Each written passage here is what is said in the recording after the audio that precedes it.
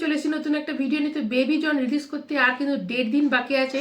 তো কত ticket book হয়েছে, অ্যাডভান্স বুকিং কত টাকার হয়েছে এবং ফার্স্ট ডে কালেকশন কত হবে এবং এর বাজেট কত, বেবি জনের বাজেট কত, সব তোমাদের বলবো। তার আগে যারা নতুন অবশ্যই চ্যানেলটা সাবস্ক্রাইব করবে, একটা লাইক কিন্তু অবশ্যই দেবে।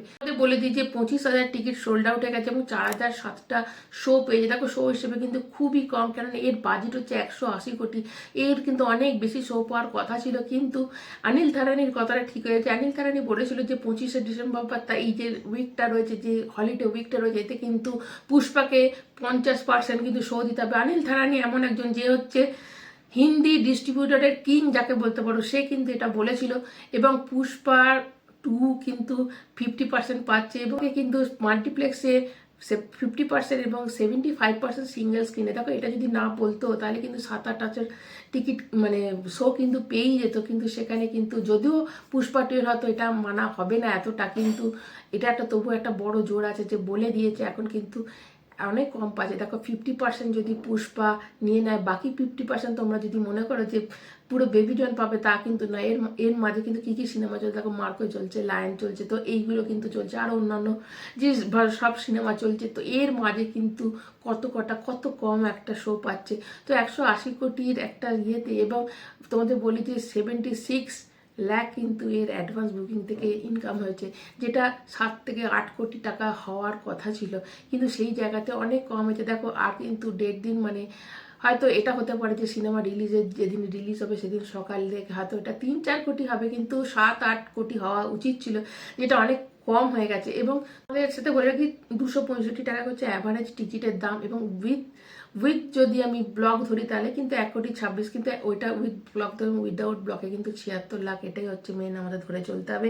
দেখো ফার্স্ট ডে কালেকশন কিন্তু এর 20 কোটি হওয়ার কথা ছিল, কিন্তু এটা কিন্তু 10 থেকে 15 কোটি মনে হচ্ছে হবে, কারণ এর শো কিন্তু অনেক কম।